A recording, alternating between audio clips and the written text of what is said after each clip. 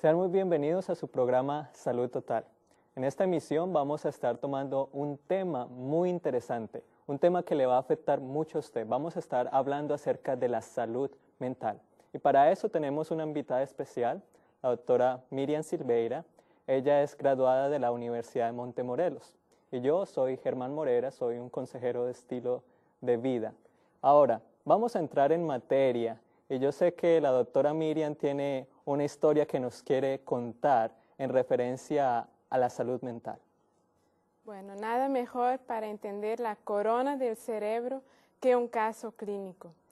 Phineas Gage, un joven muy amable, responsable, inteligente, trabajador y buen esposo.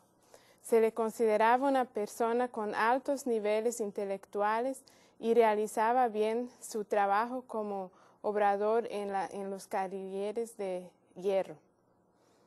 En septiembre 13 de 1848 pasó un trágico accidente. Él tenía 25 años entonces. Estaba en su trabajo y este día fue encomendado a detonar ciertas partes explosivas de la carrilera de tren cuando de repente hubo por algún error una explosión que lanzó una vara de hierro saliendo disparadamente en contra de él. Esta vara atravesó la parte inferior de su maxilar y cruzó la mandíbula de Phineas, pasando por detrás de su ojo izquierdo y a través de su cerebro. ¿Usted pensaría que Phineas murió? Yo me imagino que sí, o sea, con esa historia y ese cuadro que usted nos relata. Pero no fue así. Aunque en esta época no existían antibióticos y Phineas haya batallado contra infecciones, él logró sobrevivir. Pero la verdad es que Phineas dejó de ser Phineas. Ok, es un milagro de que Phineas sobrevivió, pero ¿por qué dice usted que Phineas dejó de ser Phineas? ¿Qué pasó? ¿Qué aconteció después del accidente? Bueno, en su moralidad, él continuó teniendo la capacidad física y mental. Siguió trabajando y hablando igual de bien como lo hacía antes. Y mismo su memoria, su capacidad intelectual siguió siendo la misma. Pero en su moral se vio una grande diferencia. Se convirtió en una persona básicamente emocional y poco racional. Se ponía de mal genio fácilmente. Dejó su familia y se unió a un circo que viajaba por el país. Y terriblemente también en el aspecto espiritual, en que antes había sido un miembro pío y muy participativo en su iglesia, él perdió completamente su interés por el aspecto espiritual. Es de notar de lo que usted está hablando, doctora Silveira. Es muy interesante que aún la ciencia médica en la actualidad, tomando la experiencia de Phineas Gage, ahora reconoce, como usted nos estaba diciendo, que esta parte que Phineas perdió, que es la parte del lóbulo frontal, es la corona del cerebro humano. Y es de notar de que la parte que usted nos estaba mencionando del lóbulo frontal es la parte o el centro de la espiritualidad, se denomina ese centro, es la parte del centro de la moralidad y es la parte del centro de la voluntad, o sea, de la voluntad propia. Cuando decimos hacer algo o cuando tenemos un juicio, un razonamiento, esa parte del lóbulo frontal que Phineas perdió se le conoce como la corona del cerebro. Y yo creo, doctora Silveira, que usted ha traído al estudio un modelo con el cual nos va a facilitar para que podamos entender más acerca de la anatomía de nuestro cerebro. Y especialmente nos vamos a enfocar en la parte del lóbulo frontal, que es lo que estamos hablando. Muy bien. El cerebro se divide en dos hemisferios, el izquierdo y el derecho. Para 98% de las personas predomina este lado, porque usan el lado derecho. Entonces, por cruces, el principal sería el izquierdo.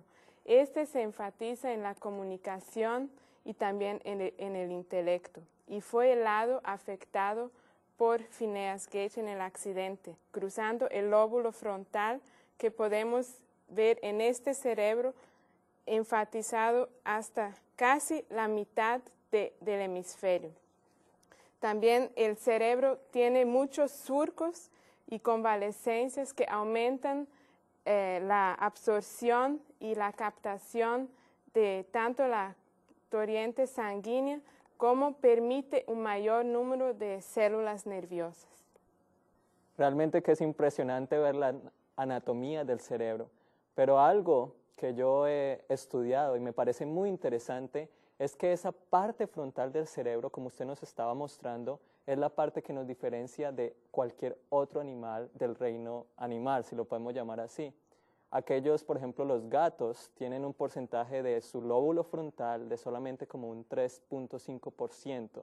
Los gatos pueden realizar algún racionamiento, pero su juicio es muy corto. Digamos, si tenemos un perro, los perros tienen un porcentaje de su lóbulo frontal de un 7%.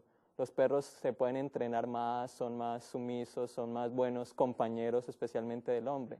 Cuando hablamos, por ejemplo, de un chimpancé, los chimpancés pueden tener hasta un porcentaje de un 17% de esa parte del lóbulo frontal.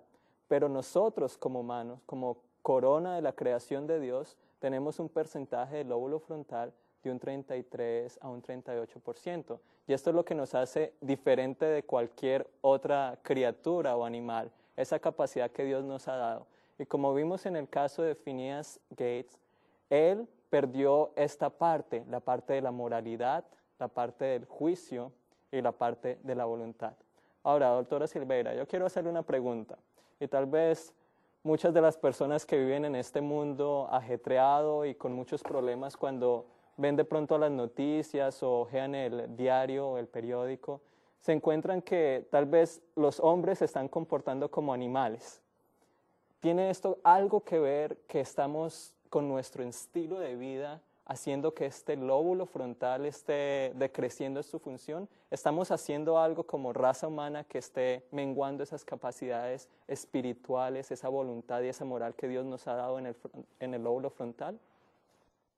La respuesta es un claro sí. Es un hecho que nuestras prácticas diarias afectan nuestro temperamento, nuestras emociones y también nuestro comportamiento.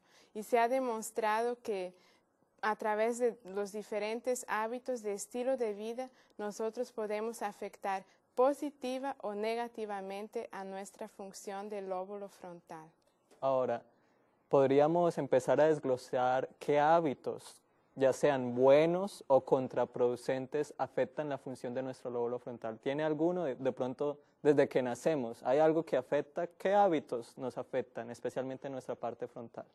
Bueno, iniciemos con nuestra dieta inicial. Realmente no tenemos mucha escoja sobre qué es nuestra primera alimentación, pero se ha mostrado que el leche materno tiene una grasa, un ácido graso importante que es el omega 3, en que la fórmula de leche no puede sustituir en absoluto la cantidad que es necesaria para un desarrollo adecuado del cerebro. La fórmula de leche se refiere usted a la leche comercial, no a la leche materna, ¿cierto? Exactamente, los leches en polvo. Ok, está bien. Y también hablando de grasa, no simplemente en la leche materna, pero hablando de grasas después ya cuando crecemos y empezamos a consumir grasas, ya sea saturadas o insaturadas, tengo entendido que la parte, especialmente aquellas que son grasas saturadas, hacen incrementar el riesgo de ataques cerebrales, ¿no? O también derrames cerebrales. Y esto hace que las venas y arterias en nuestro cerebro se vuelvan más rígidas y por lo tanto no va a haber suficiente irrigación sanguínea y no va a haber buena oxigenación y nuestra función cerebral va a ser reducida. Usted estaba mencionando algo de los omega 3. ¿Dónde podemos, yo sé que en la leche materna para los niños podemos encontrarlos, pero para nosotros, ¿cuáles son buenas fuentes de omega 3 para adultos y para niños ya que están consumiendo alimentos? Bueno, podemos encontrar una fuente adecuada de omega 3, especialmente la linaza, es la suprema en esta cantidad. También en semillas, en vegetales. Y quiero enfatizar que las grasas de origen animal son ricas en grasas saturadas y son esas que van a endurecer las arterias y interrumpir o impedir una circulación cerebral adecuada.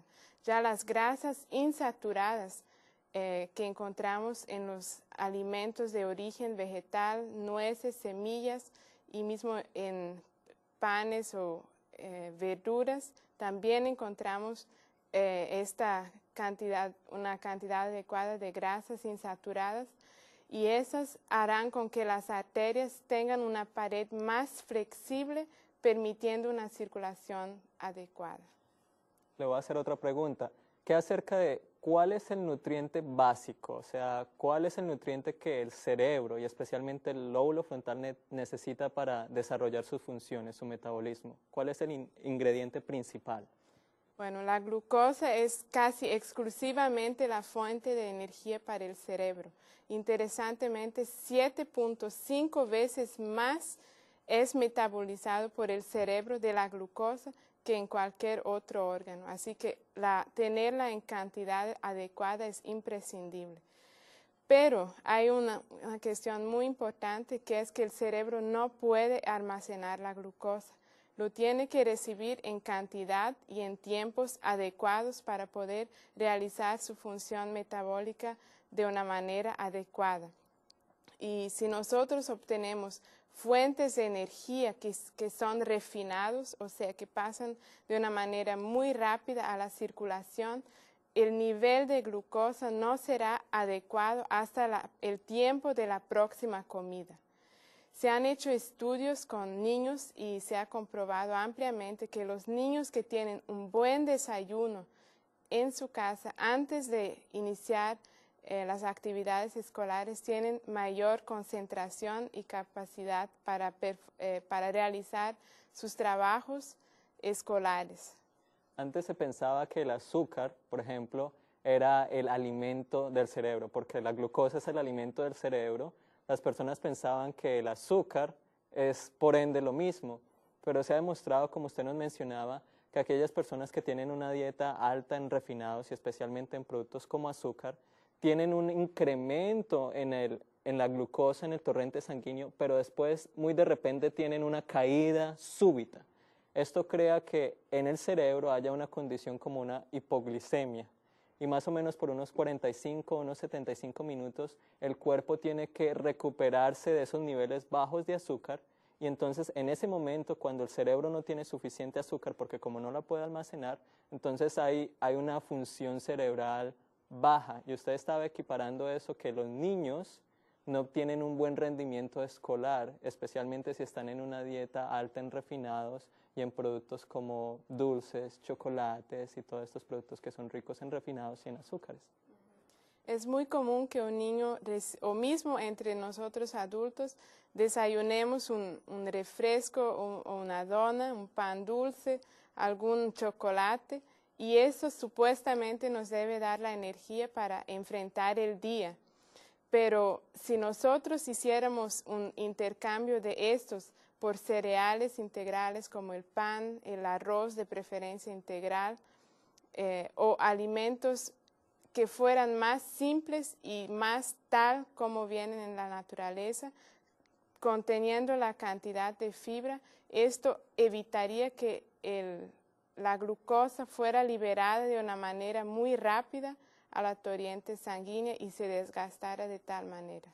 Y otro de los beneficios que tienen los granos integrales y cereales integrales es que ellos aportan vitaminas y minerales. Por ejemplo, los productos que son refinados, sea azúcares, sea harinas blancas, sean panes blancos o arroz blanco, todos estos productos que tienen contenido de glucosa, que es un nutriente, pero son vacíos, se denominan carbohidratos vacíos porque van desprovistos especialmente de todo lo que son vitaminas del complejo B. Y esto también afecta a la parte del lóbulo frontal porque el cerebro necesita estas vitaminas del complejo B especialmente. Bueno, además también hay una sustancia que es formada de acuerdo con la alimentación, que es la tiramina. Esa sustancia es especialmente detrimental sobre el lóbulo frontal y se encuentra en quesos añejos y en el vino. La forma como esta sustancia química actúa es al aumentar la cantidad de una hormona del estrés, que es la norepinefrina, o también llamada de noradrenalina. Y esta hormona va a interferir con el proceso del pensamiento y también con el rendimiento escolar. Ahora, ¿es la cafeína, usted nos está hablando acerca de falsos neurotransmisores, ¿es la cafeína un falso neurotransmisor o es un estimulante? ¿De alguna manera tiene que ver la cafeína con un mal funcionamiento de nuestro cerebro y específicamente hablando del lóbulo frontal? Bueno, la cafeína en realidad tiene esos dos efectos. Es estimulante y a la vez depresor. Inicialmente tiene un efecto que aparenta ser de despertar el sistema nervioso, de agitarlo más, pero después la persona regresa a un nivel aún inferior al que estaba anteriormente. La distractibilidad aumenta, también el nerviosismo y a la vez también las emociones como el odio, la agresividad, la hostilidad son aumentadas y estimuladas con la cafeína. ¿Dónde encontramos la cafeína? ¿Solamente en el café o hay otros productos que contienen cafeína? Bueno, el chocolate es uno abundante en esa sustancia. En Brasil tenemos una bebida famosa llamada guaraná, que también es rica en cafeína. Tenemos las Coca-Colas y otros tipos de soda que tenemos que tener cuidado. Y también en medicamentos como ciertas aspirinas o ciertos específicamente para dolores de cabeza o analgésicos en general, tienen la sustancia de la cafeína añadida a ellos. Ok, estamos hablando acerca de sustancias o bebidas que son falsos neurotransmisores que afectan nuestro lóbulo frontal. Pero también es muy importante que veamos la función del alcohol.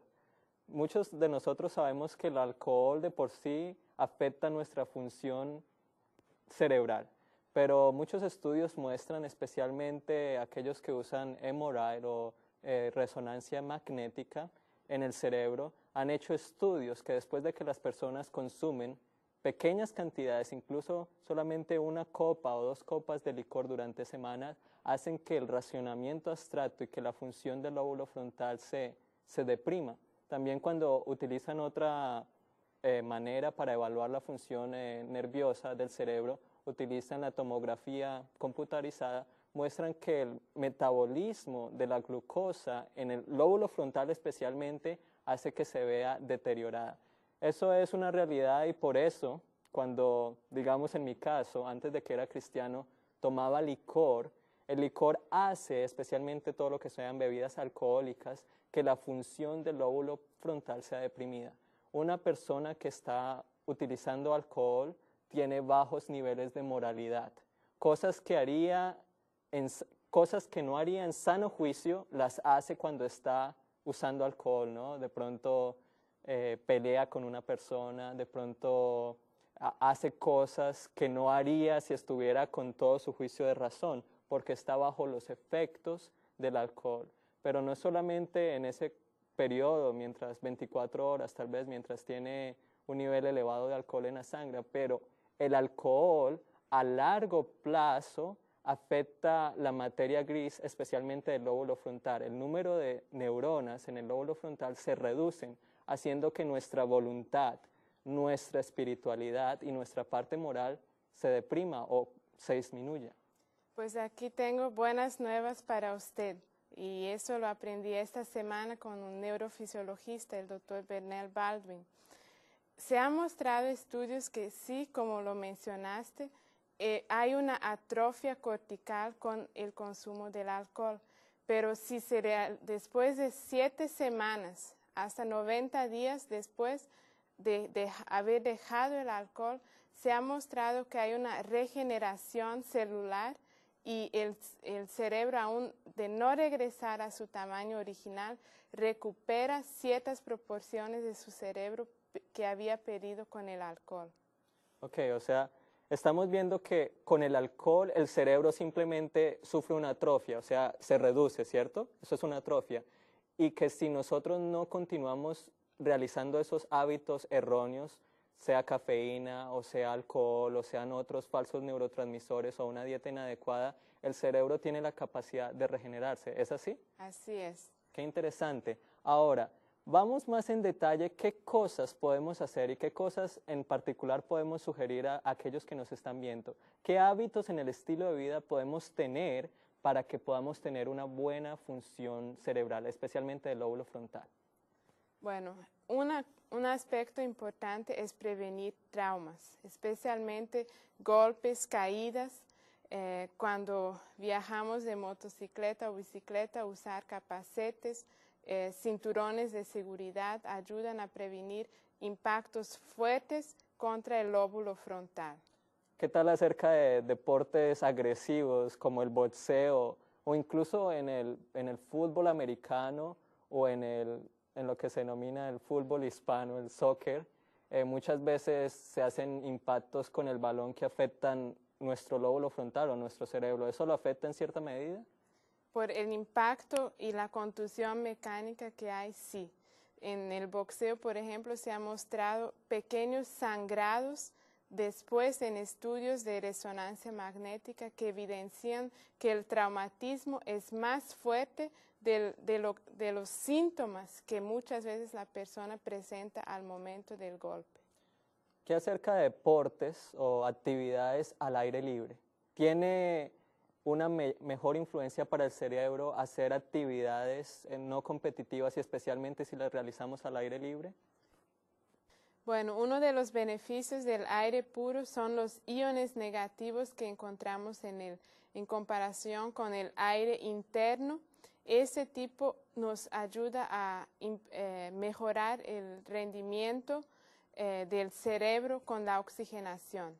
O sea, el aire puro, el aire del campo en vez del aire de la polución de las ciudades, algo así, ¿cierto? Exactamente. Juntamente con el ejercicio al aire libre también obtenemos los beneficios de los rayos solares. Y el ejercicio que me gustaría enfatizar son dos. El primero es la caminata y el otro es la jardinería. Ambos ayudan en un factor antiestrés y ayudan la circulación global sin tener un alto impacto sobre los músculos y los huesos. Quiero mencionar algo porque yo creo que también afecta mucho y muchos estudios demuestran que afecta también la parte del lóbulo frontal. Cuando estamos hablando acerca de actividad en el aire libre, recibiendo sol, muchas veces en nuestra cultura, especialmente tal vez como jóvenes, no sé si a usted le ha acontecido, que nos hemos criado en una cultura en la cual dedicamos más tiempo a la televisión, más tiempo a nuestra música, en el ambiente donde nos desenvolvamos, pero muy poco tiempo a las actividades físicas, muy poco tiempo a una actividad física productiva. Estudios han demostrado que especialmente hablando acerca de la televisión, tiene un efecto hipnótico sobre la facultad del lóbulo frontal. La televisión tiene el efecto de que hace que el lóbulo frontal no ejerza su función de juzgar, hace como lo salta y hace que la información que llega al cerebro no sea juzgada adecuadamente. Muchas veces no importa qué tipo de programas sean, pero en sí muchos estudios demuestran que la televisión tiene un efecto negativo sobre la función del lóbulo frontal, especialmente cuando hablamos de televisión violenta o televisión de música que no tiene ningún contenido moral o espiritual. Otro punto importante es acerca de la música. La música se ha demostrado que tiene dos cualidades. Puede ser una música que ayude en nuestra función cerebral o puede ser una música que la haga disminuir. Por ejemplo, la música clásica, según muchos estudios, han demostrado que estimula la parte moral y la función de la voluntad del lóbulo frontal, mientras que música con síncopa, como es la música rock, en la cual el ritmo es un ritmo alterado, en el cual los ritmos son ritmos desordenados, normalmente de baterías, de guitarras eléctricas sin ningún ritmo o patrón, alteran la función del lóbulo frontal y hacen de que digamos, un salto del lóbulo frontal, que es la parte del juicio y de la razón, y crea que no haya un racionamiento, que las personas se vuelvan más agresivas y de que se vuelvan más emocionales. Pues es verdad que nosotros somos transformados a lo que contemplamos y realmente la música, la televisión tienen un impacto muy fuerte en ese aspecto. Pero entonces, ¿qué podemos nosotros hacer para fortalecer nuestro intelecto, nuestra mente? Me gustaría leer una cita del libro Mente, Carácter y Personalidad, página 93, que dice: ningún otro estudio elevará tanto el alma y dará tanto vigor a las facultades como el estudio de los oráculos vivientes, o la Biblia. El entendimiento aumentará y el poder superior se desarrollará para la comprensión de la verdad elevada y ennoblecedora. Esto expresa que no hay mejor beneficio que nosotros podamos obtener que del estudio de la palabra de Dios. Qué interesante. Entonces, en vez de dedicar mucho tiempo en televisión o mucho tiempo en música mala, digamos así, deberíamos que centrarnos más en cosas espirituales para fortalecer nuestro cerebro, nuestro lóbulo frontal.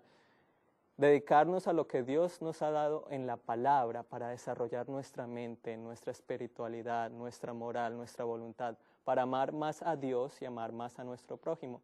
Sabes, quisiera, ya que has traído a colación la parte de la Biblia, quisiera leer algo que va en tónica con esta parte y se encuentra en la Biblia, en el libro de Apocalipsis. Y estamos hablando acerca del lóbulo frontal.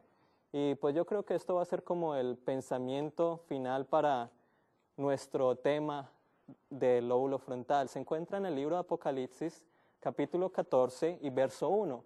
Y recuerden que estamos hablando acerca del lóbulo frontal y la Biblia nos hace mención acerca de este lóbulo, lo denomina como frente.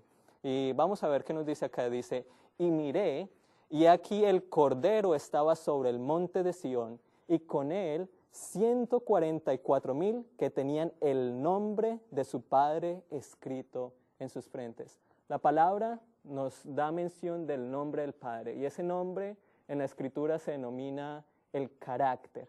Nosotros como cristianos debemos que esforzarnos, pedirle a Dios de que nos ayude a tener un estilo de vida tan puro, de que Él nos pueda colocar su sello en nuestras frentes, que es el lóbulo frontal.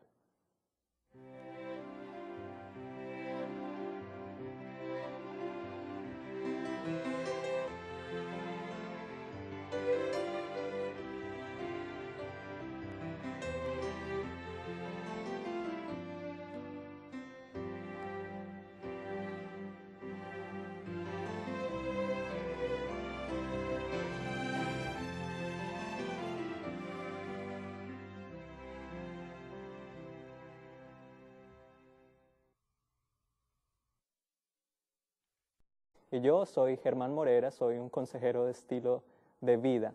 Ahora, vamos a entrar en materia. Y yo sé que la doctora Miriam tiene una historia que nos quiere contar en referencia a la salud mental. Bueno, nada mejor para entender la corona del cerebro que un caso clínico. Phineas Gage, un joven muy amable, responsable, inteligente, trabajador y buen esposo. Se le consideraba una persona con altos niveles intelectuales y realizaba bien su trabajo como obrador en los carriles de hierro. En septiembre 13 de 1848 pasó un trágico accidente. Él tenía 25 años entonces. Él logró sobrevivir. Pero la verdad es que Phineas dejó de ser Phineas. Ok, es un milagro de que Phineas sobrevivió, pero ¿por qué dice usted que Phineas dejó de ser Phineas? ¿Qué pasó? ¿Qué aconteció después del accidente? Bueno, en su moralidad, él continuó teniendo la capacidad física y mental. Siguió trabajando y hablando igual de bien como lo hacía antes, y mismo su memoria, su capacidad intelectual siguió siendo la misma. Pero en su moral se vio una grande diferencia. Se convirtió en una persona básicamente emocional y poco racional. Se ponía de mal genio fácilmente. Estaba en su trabajo y este día fue encomendado a detonar ciertas partes explosivas de la carrilera de tren cuando de repente hubo por algún error una explosión que lanzó una vara de hierro saliendo disparadamente en contra de él.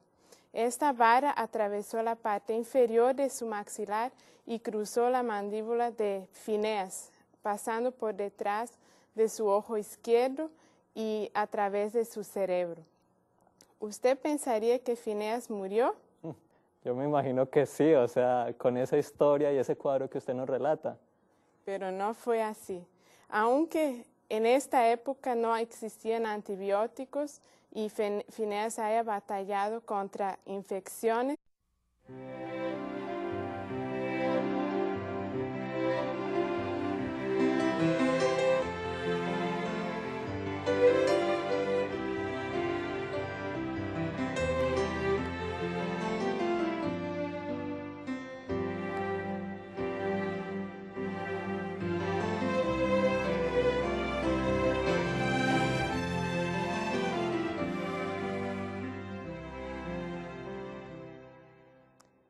Sean muy bienvenidos a su programa Salud Total.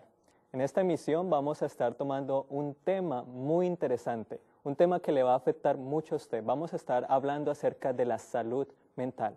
Y para eso tenemos una invitada especial, la doctora Miriam Silveira. Ella es graduada de la Universidad de Montemorelos. su familia y se unió a un circo que viajaba por el país.